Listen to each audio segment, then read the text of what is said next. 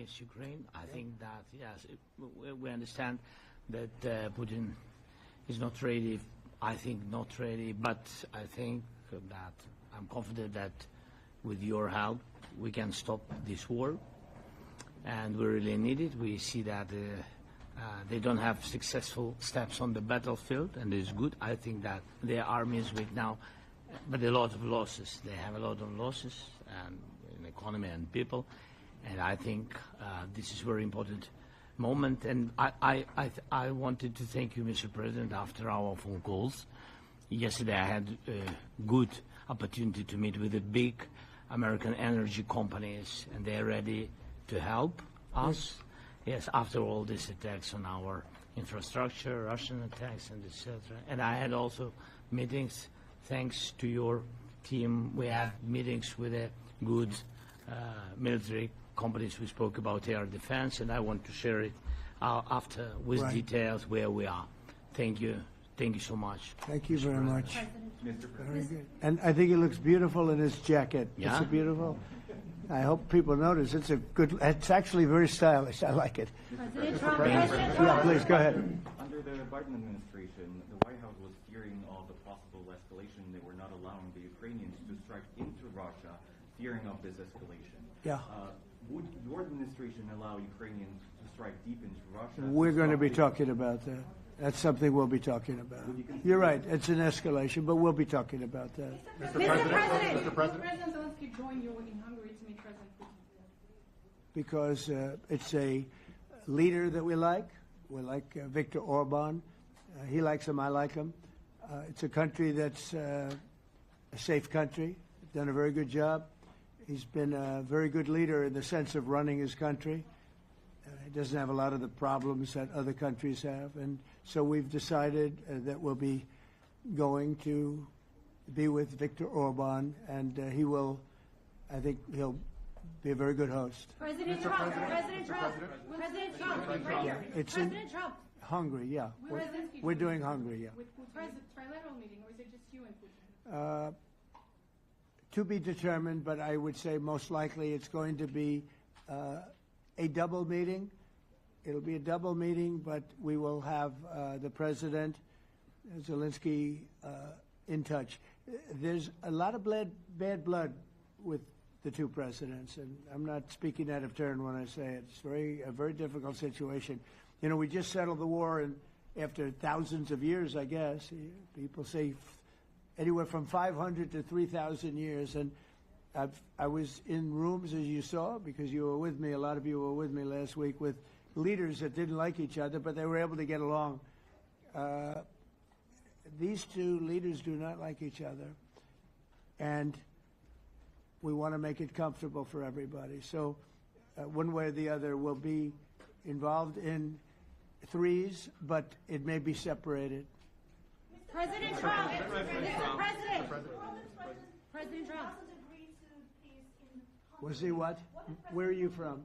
From Ukraine. We actually had a Okay, good. conversation with me. Good, yeah. What if President Putin doesn't agree to peace in Hungary? What do you do then? Do you have... Well, let's see what happens. I mean, you know, what if?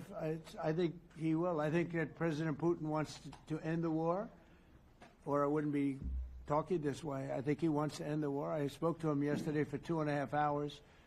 We went through a lot of details. He wants to get it ended. I think that President Zelensky wants to get it ended. Now we have to get it done. President Trump.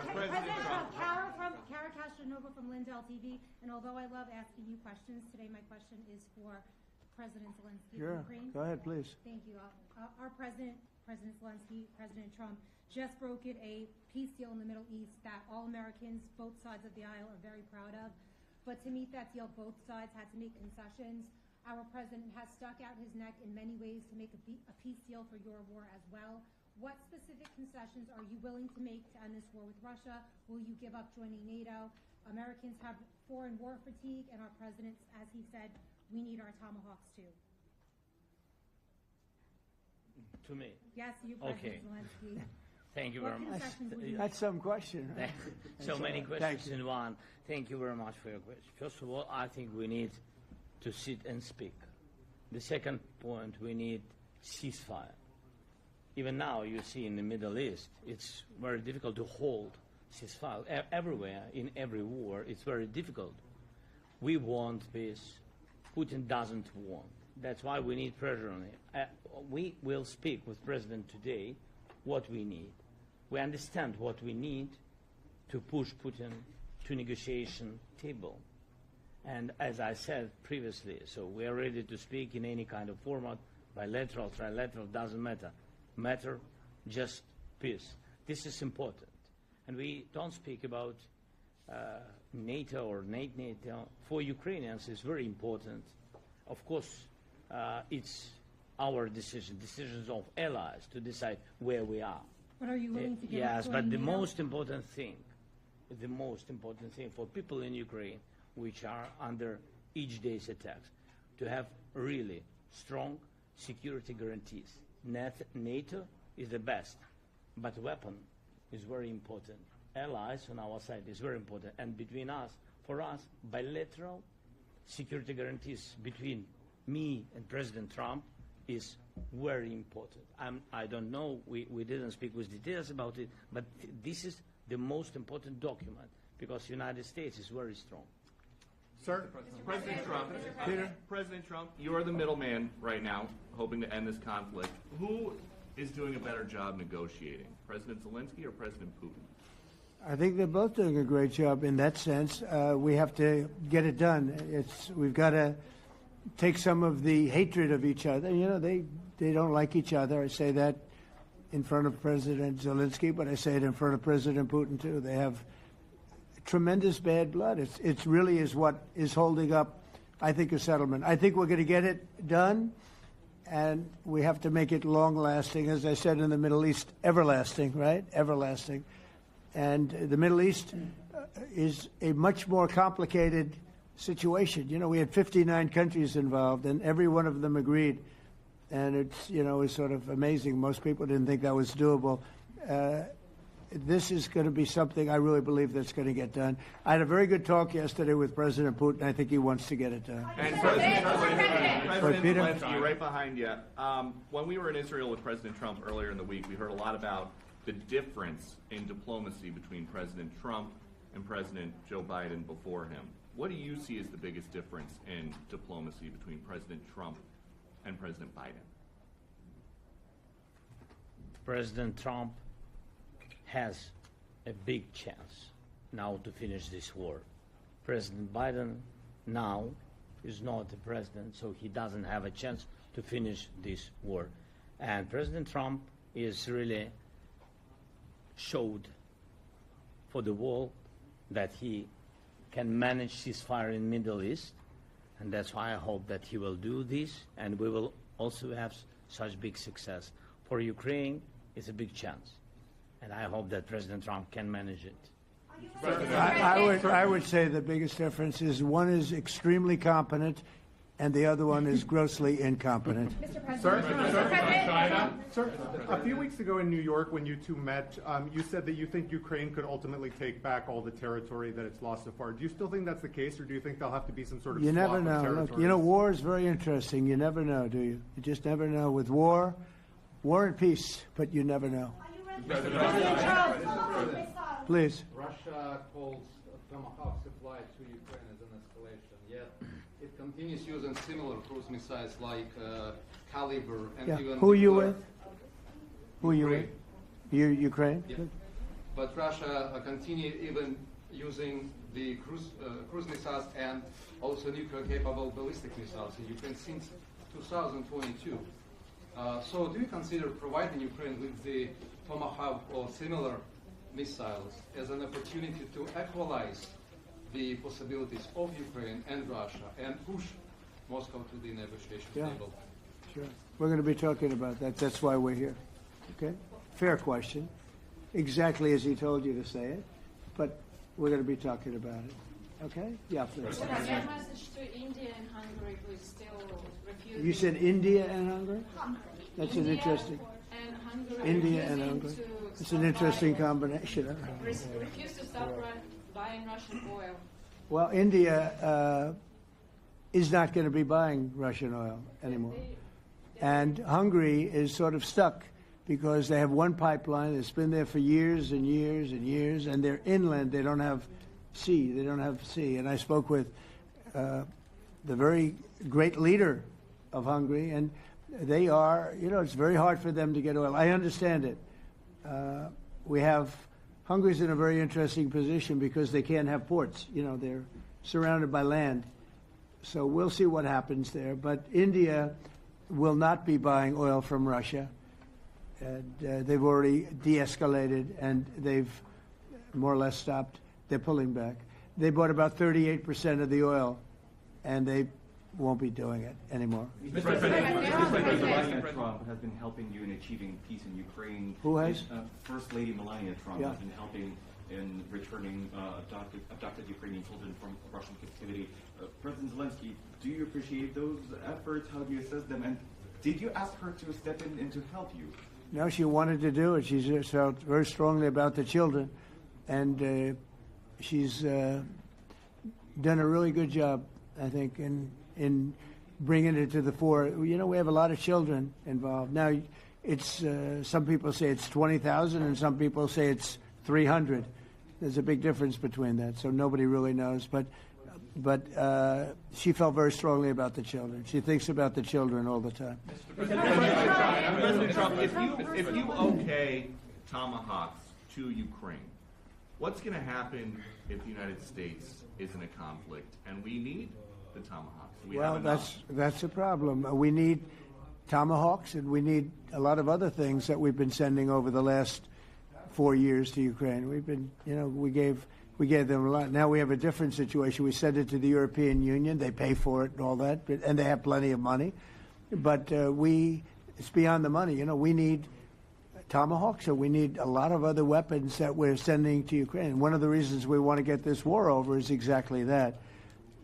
It's not easy for us to give. You're talking about massive numbers of very powerful weapons.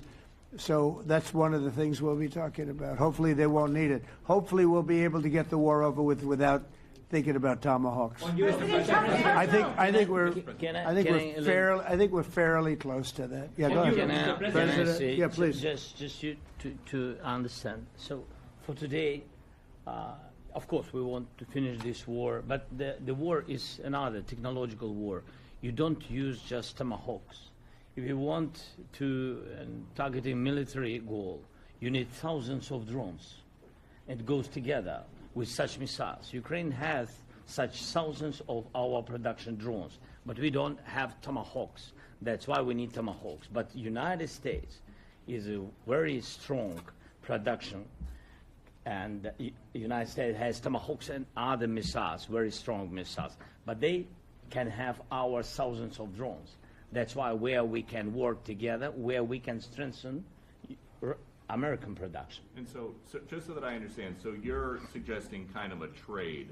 If President Trump okays Tomahawk missiles to help you launch yes, it's about Russia, military goals. It's only about military goals. Right, but then you would authorize some kind of an exchange where yes, of course. The US yes, we have proposition. Yeah, we have brief proposition with our drones. President Trump, I don't mean to be brokering an arms deal here, but is that something that you would be interested in, Ukrainian drones? We are, yeah, we would. We have a lot of drones right now. We build our own drones, but we also buy drones from others, and they make a very good drone. I mean, drone warfare has really come to the fore over the last couple of years because of this war. I will say, there's nothing like the jets. We knocked out a lot of drones in Israel. We were knocking them out for Israel, and we were doing it with extremely fast and powerful jets, following the drones and knocking the hell out of them. So, we know a lot about the drones, and we know a lot about the great jets, the great ones. The ones, and the B-52s, which were totally they were stealth. They were undetectable. So we have a lot of different weapons. And, I have an obligation also, though, to make sure that we're completely stocked up as a country, because you never know what's going to happen. In war and peace, right? You never know what's going to happen. So we're going to be talking about tomahawks, and would much rather have them not need tomahawks, would much rather have the war be over, to be honest, because, we're in it to get the war over. We're not we're selling a lot of different types of weapon, as you know, to the European Union. We're not in it for that. We're in it to get it over. We're losing thousands of people a week, thousands of people. Russian, Ukrainian, and mostly soldiers. I mean, mostly soldiers. But we're in it to see that end. And if we can end quickly, and I think we can. I mean, I had a very good talk yesterday. We're going to be talking about it. But I had a very productive talk yesterday with President Putin. We'll see what happens.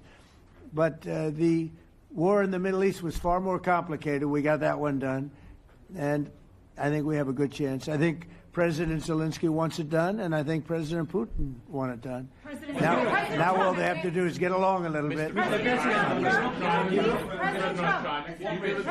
you give us an update on the trade negotiations with China, or perhaps Secretary Bessent? Yeah, I will, and I'm going to let Scott do that. But I think we're doing very well. I think we're getting along with China. China would like to have something. As of this moment, we'll be meeting in a couple of weeks. We'll be meeting in South Korea. You think myself. will go forward? I think so. It looks like it's going forward. I think so. They want to meet. We like to meet. I have a very good relationship with President Xi, and we're going to see what happens. But, you know, for years we were taken advantage of by China very badly. We were losing hundreds of billions of dollars a year to China. We really built their military, if you think about it. The kind of money that presidents allowed to be lost to China was just insane. And then when I came into office, as you know, I put very severe tariffs. So we took in hundreds of billions of dollars in my first term from China. Biden let that go because it was so much. He let it continue, but he gave all sorts of exceptions. And by the time you looked at it, Scott, I would say it wasn't the same thing. He would give an exception for anything. If you got up and went out to dinner, he'd give you an exception. So it wasn't the same thing. But I put on very serious tariffs, and we took in hundreds of billions of dollars. And then I left office. The election was rigged. I left office, and that was the story. Now I come back, and we are in a very strong position because of tariffs. We're in a very powerful position because of the fact that we have tariffs. If we didn't have tariffs, we would be in a very weak position. We would be in a weakened state. But with tariffs, we've made hundreds of billions of dollars, not only from China, but from others. And China wants to talk, and we like talking to China. So we have a very good relationship, and we're going to be meeting in South Korea a couple of weeks. And I just got back from a long trip. I'm going on another long trip. And, Scott, do you want to say a few words on that, please? Yes, sir. So the entire relationship stems from the great respect that the two leaders have for each other. China did a substantial, unprovoked escalation last week. We were unable to get in touch with them since then. It's been IMF World Bank Week. They have had working-level people here who there have been meetings. The Vice Premier, who is my counterpart, and I will be speaking this evening at around 8:30, 9 o'clock. And then he and I and a delegation will meet in Malaysia probably a week from tomorrow to prepare for the two presidents to meet. So I think that things have de-escalated. We hope that China will show the respect that we have shown them. And I am confident that President Trump, because of his relationship with President Xi, will be able to get things back on a good course. Is the hope for that meeting with you and President Xi some kind of trade deal then? Or could be. Look, I think we're in a very strong position. I think we're in a very strong position. We're getting, as you know, as of November 1st, I could move it up if I wanted, a 100% tariff over and above what we get now. So that would make it about 157%. And China doesn't want that, and they want to talk, and we're talking. And I think we'll make a deal that will be good for both. I think we will do something. But you have to understand, we never got anything from China. It was a one-way street. For many years, for decades, it was a one-way street. And they became rich because of the United States. And frankly, presidents that, let's be nice, they didn't know. They just didn't know. They didn't understand what was happening to them. But I understood it. I understood it long before I ran for politics. I used to watch in amazement at how stupid our country was, how stupid they were. And we're not stupid anymore. and that includes with the European Union, that includes with Japan and South Korea. All we want to do is be treated fairly. But the fairly is hundreds of billions and even trillions of dollars coming into the United States. And it's our national security is secure because of tariffs. If we didn't have tariffs, we would have no national security. So it's very important. Will you seek China's help in ending the war in Ukraine? Do you need them to put pressure on Russia? I'll be discussing that, but I'd love to see it ended before that. I mean, I think we have a chance of ending the war quickly if flexibility is shown on behalf. And again, we're not losing people. The United States is not. We're not losing people. We're not spending money. We're getting paid for the, ammunition and missiles and everything else that we're sending to the European Union, but to NATO. But it's very similar. If you look at the countries, I mean, it's very similar. And we just made a very fair trade deal with the European Union, and what we wanted, and we made a very good deal with NATO too. They pay for all of this. That's not what we're in this for. We're in it to save thousands of lives every week. Thousands and thousands of lives. That's why we're in it. And I think we have a very good chance of bringing this war to a conclusion. Europe's president and your cabinet has done honestly an excellent job. I think that a lot of people could agree to that. Thank you. I'm speaking as someone who lost my father in a war, so I know the human cost. What would your advice be to American leaders, to world leaders, to neocons, to TV hosts who often speak about conflict in abstract or strategic terms rather than the human cost and the human terms? Look, my only statement is we have to get together. It's a very small group of people. It's the president, and the president. Okay, 3 presidents. And I'm the mediator president. And I'm mediating not an easy situation. It should be easy, but it's a lot easier when people understand each other, when they get together, and when they like each other. We don't necessarily have that situation as far as like is concerned.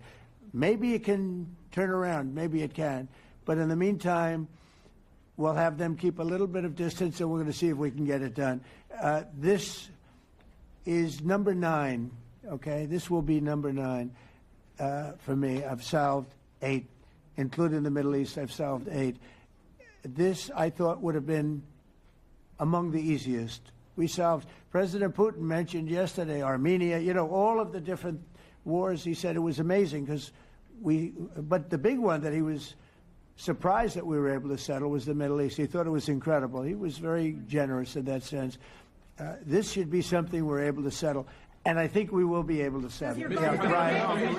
Brian. Yes, sir. On that note, you will go down as the peacemaker, no doubt, and you will resolve this war. Well, we resolved 8 others. It's funny how people say that. If you get this one, every time I do one, they forget about that one. I solved 8 wars. Go to Rwanda and the Congo, talk about India and Pakistan, look at Thailand, look at all of the wars that we solved. And every time I solve one, they say, if you solve the next one, you're going to get the Nobel Prize. I didn't get a Nobel Prize. Somebody got it who's a very nice woman, very nice. I don't know who she is, but she was very generous. So I don't care about all that stuff. I just care about saving lives. But this will be number 9. But every time I solve one, they said, sir, if you solve one more, you're going to be known as a peacekeeper. So to the best of my knowledge, we've never had a president that solved one war. Not one war. Bush started a war. A lot of them start wars, but they don't solve the wars. They don't settle them. And especially when they have nothing to do with us. I guess just about all of these wars had nothing to do with us. But I saved tens of millions of lives. The Prime Minister of Pakistan said, I saved millions of lives in interceding on Pakistan. And you look at Pakistan and India as an example. That would have been a bad one, 2 nuclear nations, right? So I say this. This is pretty much the last one, although I do understand that Pakistan attacked, or there is an attack going on with Afghanistan. That's an easy one for me to solve if I have to solve it. In the meantime, I have to run the USA, but I love solving wars. You know why? I like stopping people from being killed, and I've saved millions and millions of lives, and I think we're going to have success with this war. Wait, please. This, President Zelensky, this is your third time over here. Oh. And by the way, you look excellent. Thank you, sir. Thank Good you. suit for you, by the way. This is your third time here. How different sitting across from the president is this time versus the two previous times here at the White House? And how confident are you hearing the success rate of solving these prior wars that he can get this war solved? First of all, about suit. The same suit because the same president. It's very simple. The next president will have another suit. Yes. About our relations with President Trump, I think we have important dialogues, and I think we begin to understand each other. Yes, and I know that President is briefed very well about situation in the battlefield, and he knows a lot what's going on the battlefield in Ukraine, and I think it really helps. When you know a lot of things, a lot of details about one or another war, it helps a lot. But we are still in war, and I hope we can manage. You have been hearing It's that there are some important. countries that are not meeting their commitment. You pointed out Spain. They said that it's impossible. No, Spain has not come through. No, Spain has not been loyal to NATO. Spain has been, they're the only one. Everyone went up to, as you know, I mean, you were at 2% and they all went up to 5%, but Spain disagreed with that. I think Spain should be reprimanded for that. I think it's very bad that they did that, but that's up to them. That's up to NATO and Spain. They cannot be expelled from NATO. Can they or not? They cannot, according to the treaty, but they also claim that they are protected by the European Union umbrella for trade. Well, the other people, many of the other countries are in the European Union too. They're not complaining, right? President, tell you that Putin is serious. That's of interest. Mr. President. They're protected by Mr. President. Yeah, please, go ahead. Thank you, Mr. President. Do you think you can carry the momentum from the Middle East deal over to this deal? And I if do. so, how does that move the needle? Yeah, I do. I think we carry a lot of momentum, a lot of credibility. Getting Middle East done was very important. Nobody thought it could be done. That was one nobody thought could be done, and we got it done.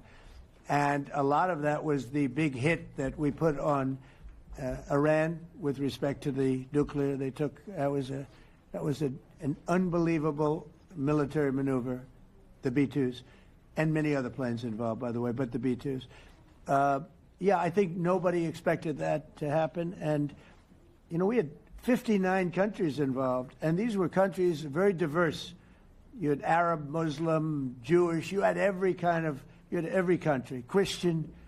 You had every country, and many countries involved, and we got that done. And we got it done pretty swiftly after we set the table properly. We had to set the table properly. This should be one that we get done. And I think the table is set properly here now, too. And it'll be a great honor. It'll be a great honor to get it done. And the Ukrainian people are great, and the Russian people are great. And obviously they have much in common, as we understand. They have a lot in common. So it'll be a great honor to get it done. Yeah. On Venezuela, there are survivors from your latest boat strike. What happens to those survivors? Well, I'll ask Marco to discuss that possibly. Yeah, it's well known there's an ongoing narco-terrorist operation the United States has been conducting. As far as details of any recent strikes, we're not prepared here to announce all those details, but you'll get that information here very shortly. And how are there survivors when these are meant to be lethal attacks? Yeah, again, I mean, we're undertaking these operations against narco-terrorists. That's what these are. These are terrorists. Let's be clear. And but as far as the details of any recent operations, when we are prepared to announce those, we will, as the president has consistently done. So you may get something on that later today. Let me ask you, that was in a submarine, right? We attacked a submarine, and that was a drug-carrying submarine built specifically for the transportation of massive amounts of drugs, just so you understand. This was not an innocent group of people. I don't know too many people that have submarines, and that was an attack on a drug-carrying, loaded-up submarine. Yeah. On Putin, is it your belief, as Mr. Zelensky said yesterday, that the threat of tomahawks and costs, as Secretary Hicks put it, is that bringing him to the table, the fact that it's kind of a carrot and stick? I don't know what's bringing him to I think he wants to make a deal, that's all. I can't tell you what's bringing him. Sure, that's the threat of that is good, but the threat of that is always there. Tomahawks are very dangerous weapons. They're incredible weapons. If you like warfare, it's one of the most accurate. You know, we hit 30 Tomahawks in Iran after the B-2s did their damage. We sort of gave it a little capper with 30 Tomahawks from a submarine, quite far away actually. But they're an amazing weapon. They're a very powerful weapon, but they're a very dangerous weapon. And it could mean big, escalation. It could mean a lot of bad things can happen. Tomahawks are a big deal. But one thing I have to say, we want Tomahawks also. We don't want to be giving away things that we need to protect our country. We have a very strong country right now. We have a strong military. We have the greatest military in the world. We have the greatest weapons in the world. I want to get this war over. Okay? Putin-Trump tunnel to connect Russia and Alaska. Are you interested? I just heard about it. A tunnel from Russia to Alaska. I just heard about that one. That's an interesting one. We'll have to think about that. I hadn't heard that. We just did a nice road in Alaska. It's going to get us to a lot of minerals, and we have a piece of it, a good piece of the ownership because of the fact we made it possible. But this came up yesterday, a tunnel from Russia to Alaska. That's an interesting. What do you think of that, Mr. President? Do you have any ideas? How do you like that idea? I'm not happy with this. I don't think you're going to like it. I don't think you liked it. I don't think you liked it. President Trump, do you think that Vladimir Putin, do you think that Putin is your gut instinct? Well, we had a senator that wanted, remember, from Hawaii. She wanted a tunnel from the mainland to Hawaii. And she said, well, we can't do that, so we're going to build a railroad to Hawaii. Do you remember? She's a current sitting senator, a Democrat. She wants a railroad to go to Hawaii, right? You know who that is, right? She's another beauty. Yeah, please. On your meeting with Putin, aren't you concerned that maybe the Russian president is trying to buy himself more time? Yeah, I am, but, you know, I've been played all my life by the best of them, and I came out really well. So it's possible, yeah, a little time. It's all right. But I think that I'm pretty good at this stuff. I think that he wants to make a deal. I made 8 of them. I'm going to make a 9th. I think he wants to make a deal. Well, I think that he should have won the war in a week. Yeah, I do think. And if we didn't give the anti-tank missiles, as you know, the javelins they call them, they got stuck in the mud. They would have been in Kiev very quickly. They were heading to Kiev. So, you know, in war, you have a lot of luck, too. You know, weather has won war, and the cold and the heat and all things take place in war. But that was a very interesting moment when the tanks started rolling and some brilliant general said, let's go through the mud instead of going down the highway, right? So they got a little bit lucky. But you know where they really got lucky? I gave javelins. That wasn't given by Barack Hussein Obama. He gave them sheets. You know, there's a statement. Obama gave them sheets, and I gave them the javelins. And the javelins are a devastating weapon. And that wasn't given by Obama. That was given by, because at the time it was Obama. That was given by me. So it was like one of those things. And you had hundreds of them. They're a devastating weapon. We have a lot of devastating weapons. I'd rather not use them. But that was a big moment. You know, when the tanks got stuck, they got stuck. And call it luck or call it talent. I'm not sure what you'd call it, but it was a big moment in time. Do you think Democrats could give you credit? Do you think Democrats could give you credit when you finally end this war, like they did with the war in the Middle East? And I think right now the Democrats are really damaged, mentally damaged. They want to take $1.5 trillion with a T, $1 trillion and give it to people that invaded our country. They came into our country illegally from prisons, from from mental institutions, gang members. They want to give them health care and take it away from our citizens. We're not going to do that. $1.5 trillion they want to destroy. They want to destroy our health care system. We're not going to let that happen. Do you